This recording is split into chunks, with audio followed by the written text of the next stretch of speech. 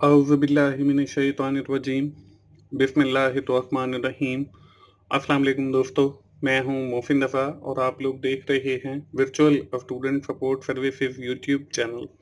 दोस्तों, मैं आप लोगों को एक नए सेमेस्टर स्प्रिंग 2021 के अंदर खुशामदीद कहता हूं और इंशाल्लाह आपके इस सेमेस्टर स्प्रिंग 2021 के अंदर आपको वर्चुअल स्टूडेंट सपोर्ट सर्विसेज के ऊपर आपकी असाइनमेंट्स के आपके जीडीपी के सॉल्यूशन इंशाल्लाह फराहम करूंगा। तो दोस्तों, जो दोस्त मेरे चैनल पर न्यू हैं वो जल्दी से मेरा चैनल सब्सक्राइब कर लें ताकि मेरी हर आने वाली वीडियो आप लोगों तक पहुंच सके और आप उससे सीख सकें। दोस्तों, आज की जो मेरी वीडियो है वो CS 502 फंडामेंटल ऑफ एल्गोरिदम्स के हवाले से है, जो हमारी असाइनमेंट नंबर 1 आई हुई है। तो चलिए दोस्तों, हम सबसे पहले अपनी इस असाइनमेंट की रिक्वायरमेंट्स को देखते हैं और फिर इंशाल्लाह मैं इसके सॉल्यूशन की तरफ आपको लेकर चलूंगा। दोस्तों, आपको इस असाइनमेंट का फर्स्ट जो क्वेश्चन है वो स्क्रीन के ऊपर नजर आ रहा है। फर्स्ट क्वेश्चन की हमारी दो रिक्वायरमेंट्स हैं, हम देख लेते हैं कि ये क्वेश्चन है क्या। Suppose that one of the largest commercial bank branch in UAE have recently experienced a significant distress due to the COVID-19. A huge number of account holder withdraw the payment from the bank. Now the manager wants to check the total number of accounts those have less than $1,000. दोस्तों, COVID-19 का तो आप लोगों को पता है, जिसने पूरी दुनिया को जो है वो असरअंदाज किया है। तो जो यूएई का कमर्शियल बैंक है वो भी इससे इफेक्ट हुआ है और बहुत सारे जो अकाउंट होल्डर हैं उन्होंने जो अपनी रकम हैं वो बैंक से निकलवा ली हैं। अब उस बैंक का जो मैनेजर है वो ये चेक करना चाहता है कि कितने ऐसे अकाउंट हैं जिनका बैलेंस $1,000 से कम है। इसमें हमने करना क्या है, you are required to perform the following task. हमने ये टास्क जो है वो परफॉर्म करने हैं। Try write only pseudo code to check the total number of accounts. हमने सूडो कोड लिखना है टोटल नंबर ऑफ अकाउंट्स को चेक करने का, who have less than 1000 using an array list, जिनका जो बैलेंस है वो $1,000 से लेस देन है। ये तो है हमारी पहली रिक्वायरमेंट। इसके बाद है हमारी दूसरी requirement, after writing the pseudo code calculate the worst case time complexity TN। हमने जो है उसकी टाइम कॉम्प्लेक्सिटी भी कैलकुलेट करनी है। तो दोस्तों, ये दो जो है हमने टास्क परफॉर्म करने हैं with respect to the question number 1। दोस्तों, बढ़ते हैं हम अपनी इस असाइनमेंट के जो फर्स्ट क्वेश्चन है उसके सॉल्यूशन की तरफ। तो हम सबसे पहले जो है इसका पार्ट ए करेंगे, जिसके अंदर हम लोगों ने सूडो कोड लिखना है। दोस्तों, ये जो असाइनमेंट है बिल्कुल ही आसान है। आप सूडो कोड जो है, जरूरी नहीं है कि ये यहाँ पे जो मैं आप लोगों को दिखाऊंगा आपने सिर्फ और सिर्फ वही राइट करना है। आप अपनी मर्जी से उसको सिंपल लैंग्वेज के अंदर भी लिख सकते हैं। तो यहाँ पे आपकी सहूलियत के लिए एक सूडो कोड मैं लिख देता हूं। तो हम सूडो कोड जो है वो स्टार्ट करते हैं स्टार्ट से। तो यहाँ पे मैंने जो है वो स्टार्ट लिखा। उसके बाद जो है हमने चेक करना है कि कितने हमारे ऐसे अकाउंट्स हैं जो $1,000 से जिनकी अमाउंट लेस है। तो हम सबसे पहले जो है वो इनपुट लेंगे ऑल अकाउंट बैलेंस, जितने भी हमारे अकाउंट हैं। तो आप यहाँ पे इनपुट ऑल अकाउंट बैलेंसेस की बजाय input all number of accounts भी ले सकते हो और फिर आप उसकी जो करेंसी की टाइप है वो एज अ करेंसी भी ले सकते हो। तो यहाँ पे आपको डिफरेंट साथ साथ मेथड भी बताता जा रहा हूं कि आपने अपने जो सूडो कोड है उसमें चेंज कहां पे लाना है, क्योंकि सूडो कोड जो है वो बेसिकली आपकी कोई प्रोग्रामिंग लैंग्वेज तो है नहीं, आपने सिंपल उसको अपने अल्फाज में लिखना है। इसके बाद हम लोग एक एरे लेते हैं, क्योंकि हमारी जो इस असाइनमेंट के क्वेश्चन नंबर 1 की जो पहली टास्क है ए, उसकी रिक्वायरमेंट में हमें ये भी दिया हुआ है कि हमने एक एरे लिस्ट के थ्रू जो है उन अकाउंट्स को जो है वो चेक करना है। तो यहाँ पे देखें एरे लिस्ट और उसका मैंने फंक्शन ले लिया है। तो आप यहाँ पे एरे लिस्ट की बजाय जो है ARR और लिस्ट भी लिख सकते हो। मतलब आप इस एरे जो लिस्ट मैंने लिखा है इसका नाम भी चेंज कर सकते हो। ये साथ साथ मैं आपको चेंज भी बता रहा हूं कि जहां पे आपने अपनी असाइनमेंट कांस्टेंट के अंदर चेंज लाना है। उसके बाद हम लोगों ने क्या किया, हम लोगों ने फॉर लूप यूज करना है, जिसके थ्रू हम चेक करेंगे कि हमारे जो अकाउंट का बैलेंस है वो 1,000 से कम है या नहीं है। तो ये जो आपका लूप है ये सेम एज इट इज ही लिखा जाएगा। हमने लिखा फॉर, आगे i इक्वल 0, यानी हमने i से स्टार्ट लिया और i लेस देन 1000, और हमने जिस अमाउंट को चेक करना है वो 1,000 से कम होनी चाहिए और i प्लस प्लस हमने कर दिया। तो जब हम चेक कर लेंगे फिर हम लोग क्या करेंगे, देन जो है हम लोग वो सारे अकाउंट जो है वो प्रिंट करेंगे। तो यहाँ पे मैंने लिख दिया print total number of account. तो यहाँ पे आप प्रिंट के बाद जो है वो आप ऑल अकाउंट्स भी लिख सकते हो, टोटल नंबर ऑफ अकाउंट्स भी लिख सकते हो टोटल खत्म करके। तो यहाँ पे भी आप चेंज कर सकते हो। तो इस तरीके से हमारा जो क्वेश्चन नंबर 1 है उसका जो पार्ट ए है वो कंप्लीट हो जाता है, उसका सूडो कोड जो है वो यहाँ पे कंप्लीट हो जाता है। लेकिन अभी हमारा जो क्वेश्चन नंबर 1 है वो कंप्लीट नहीं हुआ है, उसका अभी पार्ट बी जो है वो बकाया है, जिसके अंदर हमने टाइम कॉम्प्लेक्सिटी जो है कैलकुलेट करनी है। तो अब हम बढ़ते हैं पार्ट बी की जानिब। अब यहाँ पे देखें पार्ट ए और पार्ट बी जो है वो सिर्फ आपको समझाने के लिए लिखा है, आपने सूडो कोड जो है वो इकट्ठा ही लिखना है।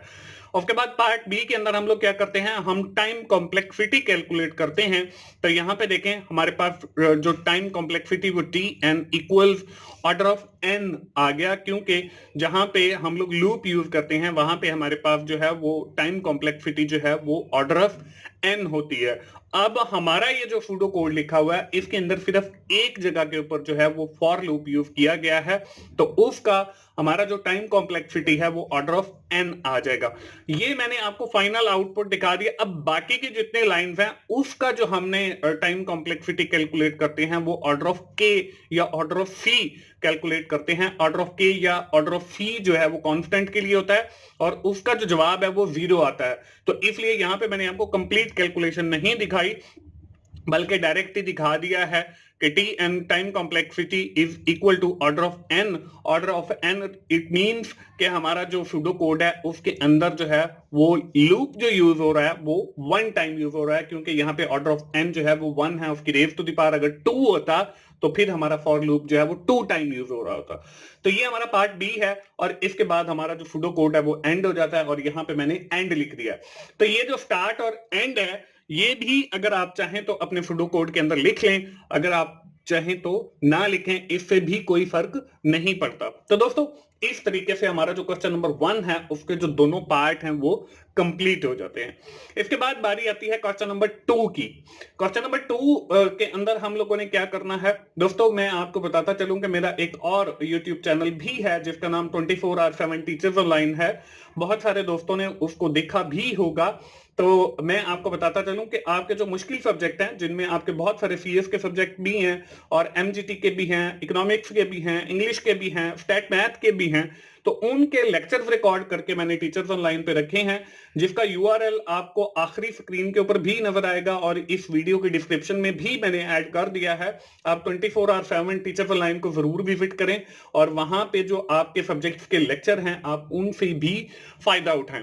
दोस्तों अब इस क्वेश्चन नंबर 2 के अंदर हम लोगों ने क्या करना है, a prime number is a number that only be divided by itself और 1, कि प्राइम नंबर जो है वो एक ऐसा नंबर होता है जो अपने आप से या तो डिवाइड हो जाए या फिर 1 से डिवाइड हो जाए। Using the following code we can check whether the number is prime और नॉट। हम जो ये नीचे कोड लिखा हुआ नजर आ रहा है, अभी मैं आपको थोड़ी देर में इसकी एक्सप्लेनेशन भी बताता हूं।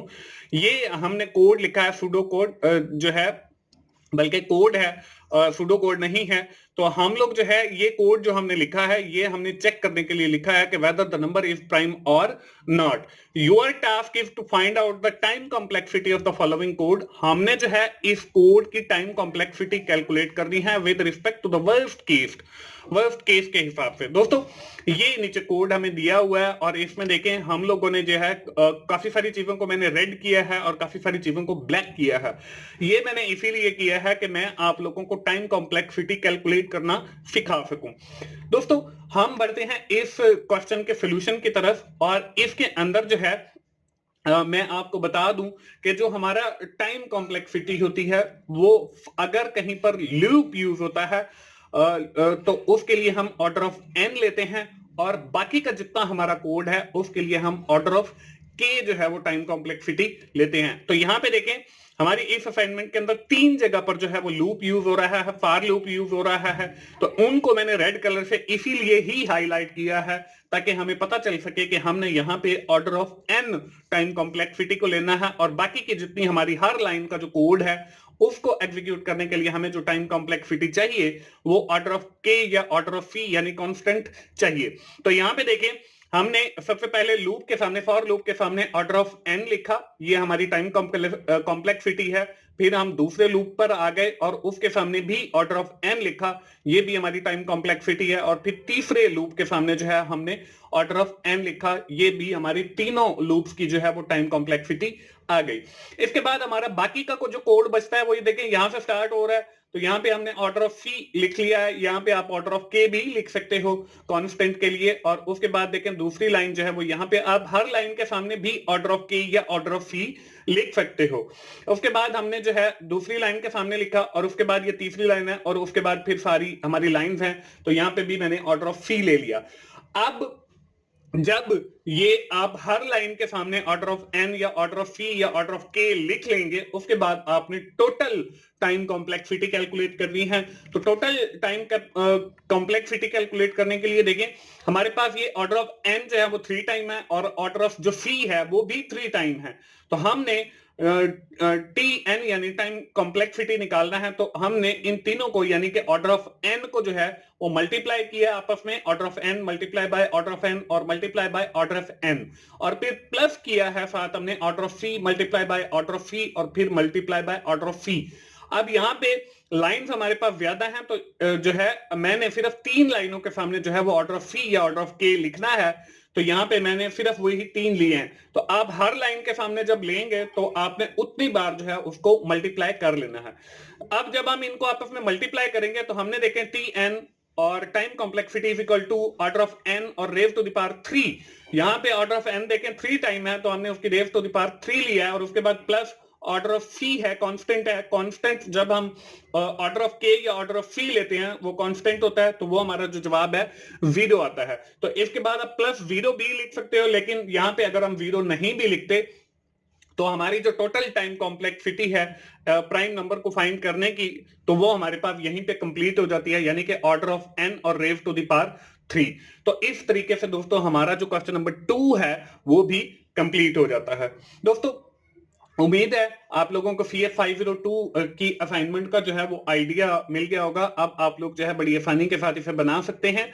दोस्तों आखिर में मैं यही कहूंगा कि आपको जो नीचे URL नजर आ रहा है www.youtube.com/teachersonline4u, यहाँ पे आप जाएं, डिस्क्रिप्शन में भी आपको ये लिंक मिल जाएगा, तो वहां पे जो लेक्चर्स अवेलेबल हैं आप उनसे जरूर फायदा उठाएं। दोस्तों मिलते हैं अगली किसी असाइनमेंट सोल्यूशन के साथ या GDP सोल्यूशन के साथ, उस वक्त तक के लिए मुझे इजाजत दीजिए। थैंक यू वेरी मच दोस्तों, अल्लाह हाफिज।